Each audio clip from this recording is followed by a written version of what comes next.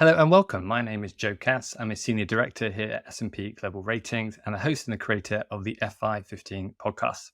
So on this episode, we have Wei Li, Global Chief Investment Strategist at Blackrock, and Martina Cheung, President of S&P Global Ratings. Very quick reminder that the views of the external guests are their views alone, and they do not represent the views of S&P Global Ratings. So Wei, I think a good place to start would be around general outlook. So what is BlackRock's 2024 market outlook, with perhaps a couple of words on private markets and infrastructure as well? Absolutely. Thank you again for having me. This is a very interesting year because we start the year after the Christmas rally into the year end, and people are feeling quite constructive looking ahead to this year, which is in sharp contrast to the beginning of last year. So what do we think that is going to happen for 2024? Well, I will start with macro and I will make some comments about markets implication and private markets in particular. So in terms of macro, actually, it's going to be quite a journey in that we're going to see inflation continuing to fall.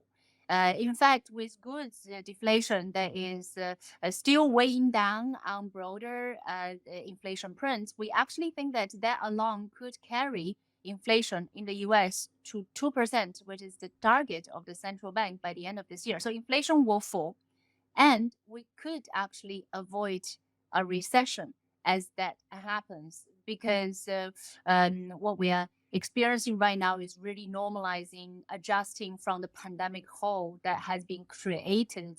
And nothing was blind before, nothing needs to land. And we actually can just get through in terms of the growth front and still avoid a deep recession. That's our expectation. And also 2024 is going to be a year of rate cuts, which is a wonderful change versus last year, versus the year before. Very aggressive rate hike campaign, the fastest rate hike cycle since the 80s by the Fed, for example. So these are the kind of the three things. You see that inflation falls, growth avoids a recession, and rate cuts starting. They all sound quite good, but there are three caveats that I want to add to this three characterization of this year. So inflation falls, but we actually think that it will then rebound because of structural labor shortage and supply constraint. So in the US, we see inflation stabilizing after falling to 2%, closer to 3% over the medium term. Now, growth is, we don't need to have a recession to bring growth, to bring inflation down, so we can avoid a recession. But the bigger picture is that growth trend is lower in this new regime compared to the old regime, again, because of some of the supply constraints that we're talking about. So, for example, in the US, aging population can support a monthly job creation pace of 70,000, which is way lower than the trend that we have been on so far. Now, on the rate cut front, rate cuts indeed are exciting, and markets have been energized by that. But we don't think that we're going to get as early or as many rate cuts as priced in by markets. So at some point, end of last year, markets were looking at 6 cuts by the Fed. Now it has dialed that back, but still, we think that markets are still applying a bit of an old playbook when it comes to how much central banks can cut rate to come to the rescue of the economy, which is why there is that caveat in terms of, yes, rate cuts are coming, but maybe not as many as you may hope for. So this is a quite a nuanced environment. So what does that mean for risk taking? So for now, given the Fed pivot that we saw in December, essentially green lighting markets, embracing this immaculate disinflation narrative, we think that the momentum can run. Momentum can run. There is a lot of FOMO out there. Investors are putting cash to work, and earnings are still doing reasonably well. So momentum of this immaculate disinflationary narrative can still run, but at some point, there will be a wake-up call to the fact that inflation goes down, but it's not going to stay down, and it could go through a roller coaster of a pattern. But that wake-up call may not come anytime soon because macro evidence that would point to inflation roller coaster may not be clear until later, second half of this year, which is why currently we're still reasonably constructive around kind of this momentum of the US equity market and broad risk sentiment. But at some point, we look to be very nimble and dynamic, and we could dial that back down. Now, in terms of private market infrastructure, it's an area that we are very excited about. One could say that rate repricing having more to feed through to private market that takes longer to market just by virtue of the market itself. But there are mega forces that actually support, create this structural demand for parts of the asset classes. So you think about low carbon transition, the demand for infrastructure, you think about the future of finance, the need for private players to play a bigger role as banks withdraw from this space. What does that mean for direct lending? What does that mean for private credit? So we're very excited about this market on a selective basis. Fantastic. Thanks, Wei. Martina, from a ratings perspective, what trends did we see in 2023 and what trends may we see in 2024? Yeah, thanks, Joe. Great comments, Wei, and I'm so pleased to be on this issue or this particular podcast with you. We'd say for 2023, it played out broadly from a credit performance standpoint as we expected. So we saw stresses continue in the system more in the spec grade side of the house than the investment grade side of the house. But the common themes there for 2023, of course, were interest rates and macroeconomic uncertainty from a credit performance standpoint. Now, while we saw overall net downgrades in all the issuance that we track, I would say it varies by sector. So some of the sectors that experienced more stress, for example, consumer discretionary was one, and then some of the sectors that tend to be a bit more sensitive to interest rates, such as real estate. And in aggregate, the U.S. had the highest rate of downgrades, but that is really also a reflection of the composition of the U.S. Bond market, which is a higher representation of spec grade issuers overall. So going into 24, Joe, we would see continuation of some of these credit stresses. We are expecting on a trailing 12-month basis, defaults, for example, in the U.S. by September would hit 5%. And by September, trading 12-month defaults for Europe would be around the 3.75% range. Again, tends to be similar sector by sector, as well as in the U.S., where we would see more downgrade potential, for example, in the B- category. What we see as continued trends and themes going into 24, rates, of course, but also the increased uncertainty and volatility. It's not just about the macro fundamentals, but we also have almost half the world's population voting in elections this year, and the threat of escalation in the Middle East. So continued stress as we go into 24. That's the expectation for our analysts, but with more of a focus on the speculative grade. Thanks, Martina. Wei, be interested to know what your view is of AI, and also how are you personally using AI within your position as Chief Investment Strategist at Blackrock? I have a lot of thoughts about AI, but before I go there, just picking up from what Martina said, like 5% of default and 3.5%. I mean, those are not, terrible numbers. It's 5%. It's not 15%. It's not the sort of levels that we got during global financial crisis. So when people are saying, well, credit is doing so well, a wave of default is coming, given the refinancing needs, well, this is not your typical kind of cycle, and we're not expecting as traumatic in terms of repricing for credit as we would have kind of expected in the past, modeling from more traumatic kind of growth environment. So, which is why we still think that there is income opportunities in credit. But moving on to AI, where do I start? AI is a key mega force that we have been overweight for most part of last year, that we continue to have for this year.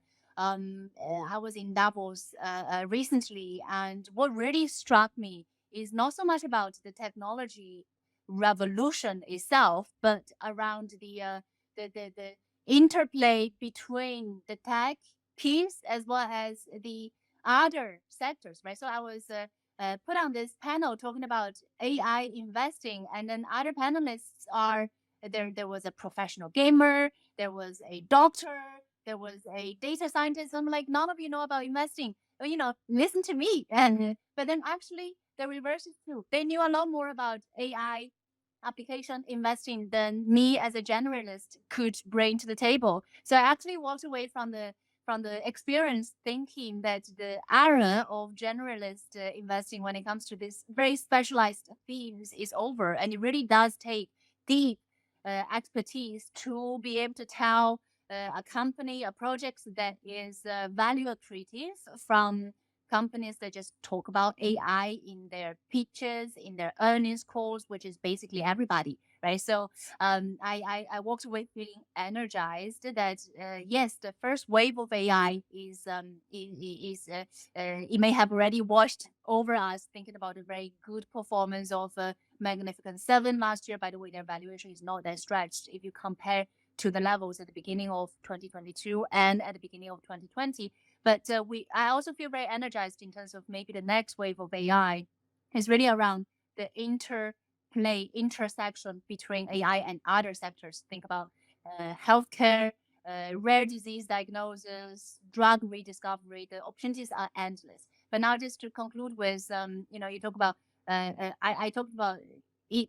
It takes deep expertise to properly kind of have selective insights in this space. Just to illustrate how shallow my expertise on this is in terms of how I'm using AI. Of course, I have ChatGPT. I use it to summarize reports. It's in a walled garden type of setup, and we are implementing Copilot now, and I'm expecting that to be even more impactful. And I also use it to write emails and text messages. I describe to ChatGPT the situation, and then it writes the email because well, he seems to be a more personable and sociable being than me, and he writes better messages and emails, and I actually use that a lot. So that's the extent of my dabbling. Oh, the last thing I would say about AI is that it brings more meaningful and day-to-day changes to people that are perhaps further away from this, right? So like compared to me, my parents are even more further removed from the frontier of tech. They are using ChatGPT a lot, and because they couldn't program, and now like back in the days they were using Siri, but ChatGPT is a much better Siri, so they're really benefiting from this. So that's what I meant by the next wave of AI may not require meaningful tech revolution, but this evolution is already going to have significant impacts to the rest of the economy. Fantastic. Thanks, Wei. Martina, you're meeting investors, issuers, and generally senior figures in the market on a very regular basis. What's kind of the mood music of these discussions, and has AI been, as Wei said, a dominant topic recently? Well, certainly the continued themes that we hear about, and I think this started, in the past couple of years. Supply chain continues to be an important theme, particularly with some of the recent challenges in the Middle East, for example. We hear a lot about cyber risk and sustainability, private markets, and emerging markets has become an increasing topic of conversation as well. For generative AI, I don't think, to Wei's point, you can't get out of any conversation without touching on it at least to some degree. Our view within our research team is that it represents a massive opportunity from a productivity standpoint, which I think bodes well for growth over the medium to long term. But we also look at it by sector, and our team believes that there could be some very interesting opportunities in sectors that they characterize with maybe more flexible business models. So, for example, I think Wei highlighted some of these medical devices, education, even within banks. And there could be the potential for new product types, product innovation, and ultimately competitive advantage, which could be generally positive from a credit perspective. And then for our own generative AI initiatives, we work very closely across S&P Global with our AI group that is in Cambridge, Massachusetts. It's called Kensho. And we've got some really interesting work going on with the Kensho team that gets to some of the great capabilities and possibilities of those capabilities, such as Universal Assistant to interact with our data and research across the company. Great. Thanks, Martina. Wei, BlackRock have had the iShares Bitcoin Trust approved fairly recently. And I know the future of finance, including digital currencies, is one of these mega forces that you're tracking at BlackRock. How do you capture this innovation in your investment views? Joe, I think it's super interesting that you started the question by framing the future of finance as a mega force. We have identified actually 5 mega forces in our global outlook. And future of finance is the least talked about. The other 4 are number 1, AI, number 2, aging population, number 3, geopolitical fragmentation, and number 4, low carbon transition. And sometimes what is the least talked about could also be the most exciting. So let me just give you one personal experience. So again, I was in Davos and going to all these panel discussions, and all the other 4 mega forces were talked about extensively. Everybody has a strong opinion about what's going to happen in the Red Sea, what's going to happen with their tech application. But future of finance didn't get as much stage airtime as the other 4 mega forces. But I always kind of pay attention to the things that are not being talked about. And sure enough, on Friday, my phone had this push notification to me that says that JP Morgan was close to a $3 billion of third-party commitment to private credit, and all this report about it. So maybe it's less talked about, but certainly things are happening, and this is super exciting, and we want to be part of it. Great. Thanks, Wei. Martina, how are S&P Global Ratings approaching the topic of DeFi in 2024, and what are we hearing from the market?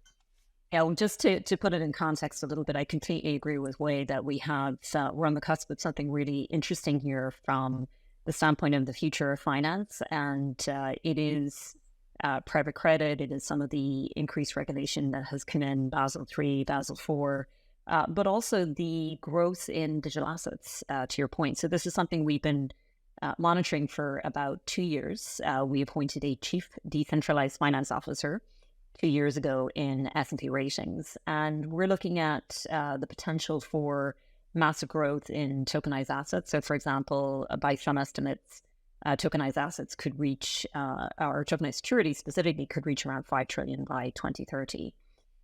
To enable our companies to take a view on risk, stability risk, et cetera, with respect to cryptocurrencies, for example, we launched a product in December called the Stability Assessment for cryptocurrencies. And we've covered quite a few cryptocurrencies as part of that. It, I think, has put us into the center of dialogue around how the asset class is developing and growing. And we look to consistently apply our independent, trusted third-party opinions where we can. And this is an area which I think will become more interesting very, very quickly.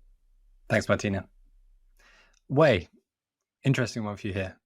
What economic or investment opinion do you believe to be true that few others would agree with you on? Well, I started this call by observing that sentiment is more constructive this year compared to this time last year. And that is because the current momentum of immaculate disinflation has more room to run. And that is the journey.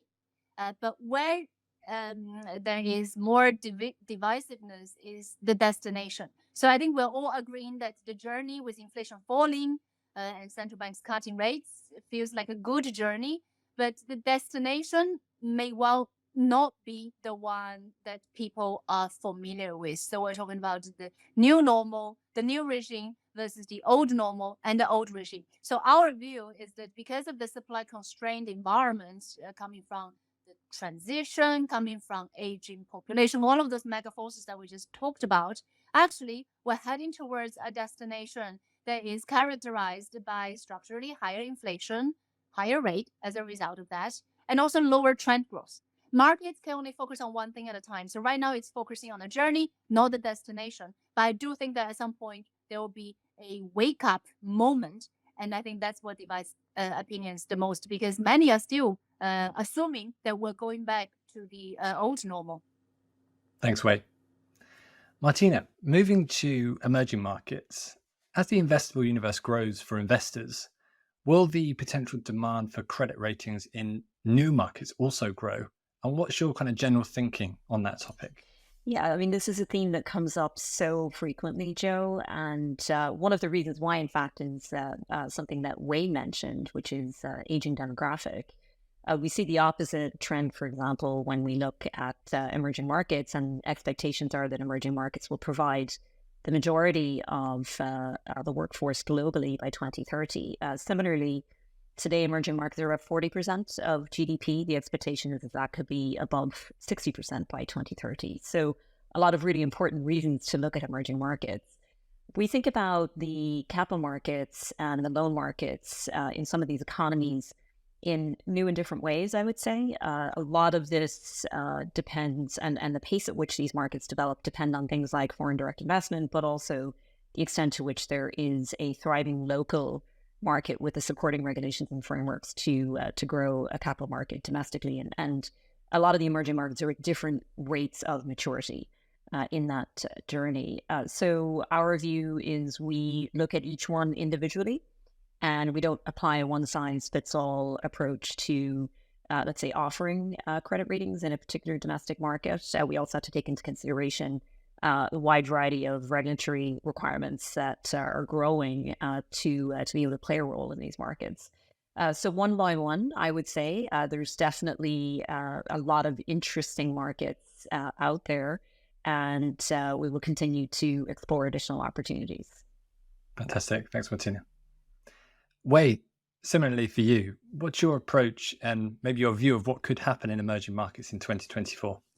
I will start by saying actually emerging markets are very different within the broad banner of emerging markets. And increasingly, clients are coming to us and asking for, okay, what do you think about emerging market ex-Asia, ex-China? What do you think about Latin America in particular? What do you think about India? And of course, what do you think about China? So it's hard to paint with a broad brush of emerging markets. Now, having said that, I'm going to try to do exactly that because there are some common macro themes that do impact emerging markets in a similar, in the same direction. So first is the rate cut environment and the dollar, right? So emerging markets have been positioned to perform for a while because their own central banks are further ahead in the rate hike cycle to the extent that they started cutting rates sooner than their developed market counterparts. But because the Fed didn't pivot yet, emerging markets didn't dare to outperform.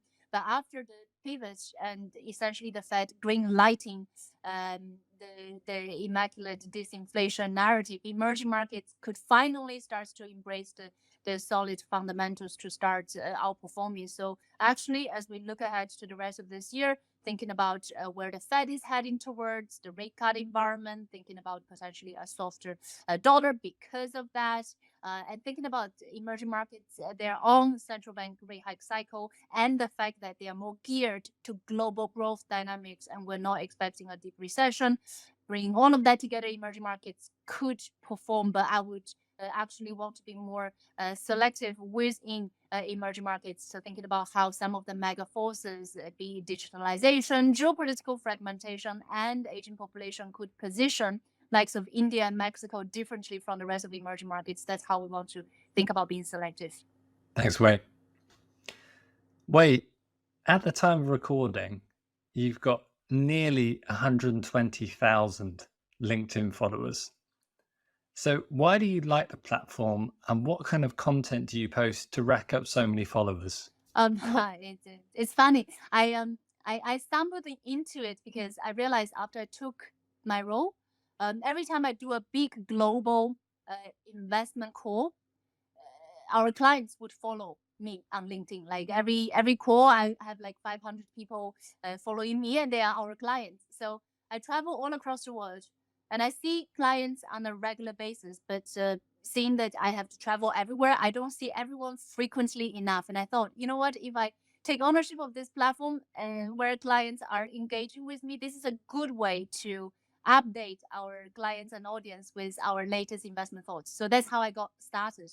In terms of the content, I think just reliable quality content over some of the maybe more fancy and and eyeball catching type of content is the way to go. And I also love it because I actually get good ideas from it. Like I post something, if it's very silly, it gets violent pushback, and then there are some good arguments that I can take away and look into. And if it is good, that's always nice. But I see this as a two-way journey, and it's been a very rewarding journey to engage with more audience, clients, investors than I otherwise could ever do physically. Great stuff. Thanks, Wei. Martina, how would you categorize your leadership style, and how do you look to get the best out of your teams? I would say investing in teams and in people is such an incredibly important part of who we are at S&P Global. We put people at the top of our agenda, along with the culture that enables them to be the most successful. So we highlight things like excellence and integrity and respect, but we also highlight characteristics in our culture like innovation and discovery. So it's really about trying to maximize our people's potential, and that's incredibly important in S&P Global across our organization. For me, I very much like to work with fantastic leaders, and what I focus on is, I'm fortunate to have wonderful people in my teams. What I focus on is not so much having a team of all-stars and more having an all-star team.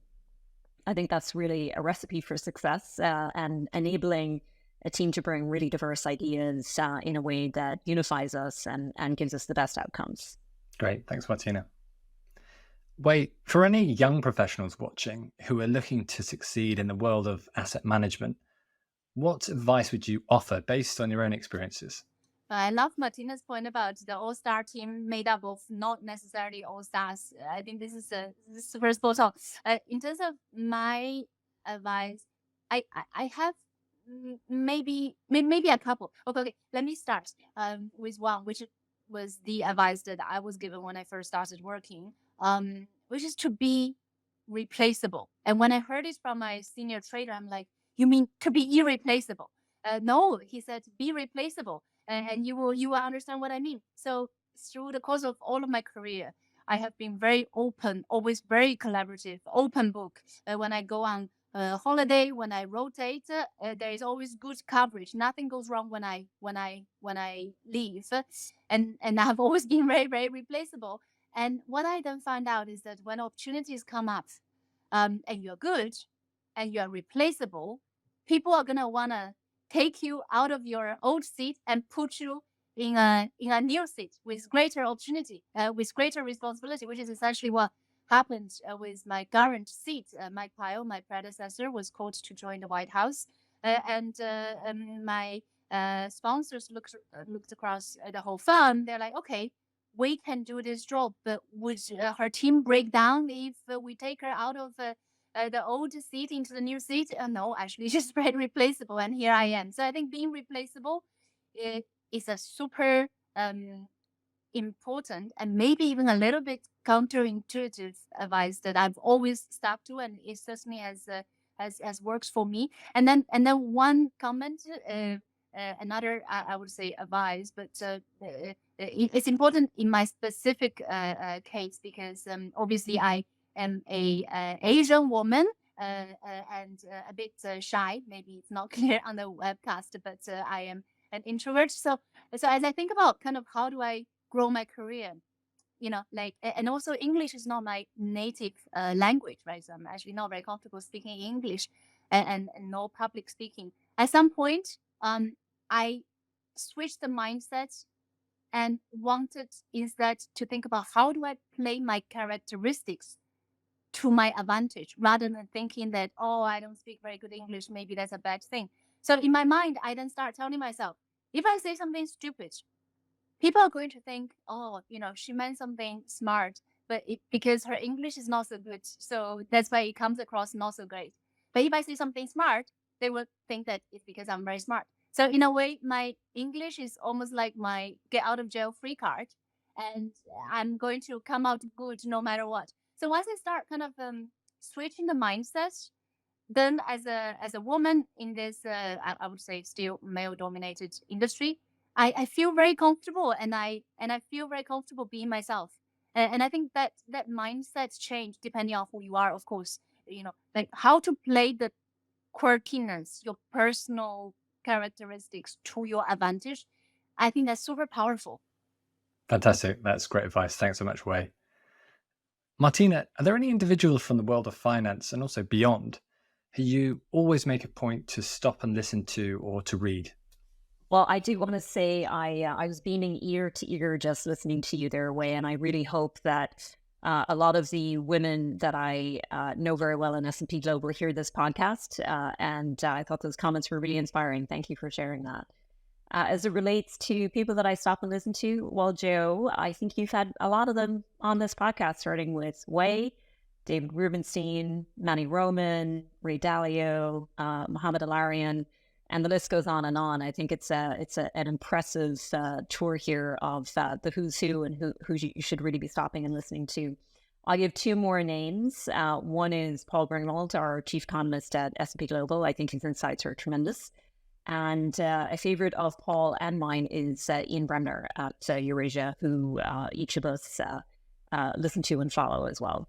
Great stuff. Thanks, Martina. Wei, the last question of this podcast goes to you. So typically I'll interview leaders and influential individuals from the world of finance like yourself on this podcast. Thinking about everyone you've met or worked with, who would be the most interesting potential guest I should ask to join a future episode of this show?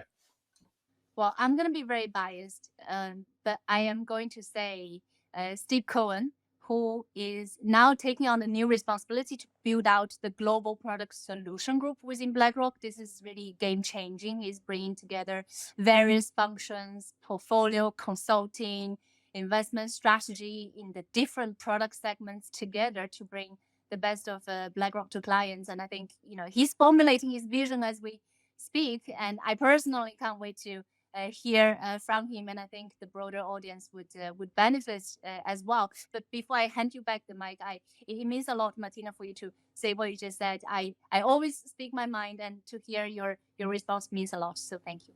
Fantastic. Well, thank you so much to Wei and Martina, both of you today, for your time. For everyone watching and listening, thanks for joining, and see you next time on Fixed Income in 15.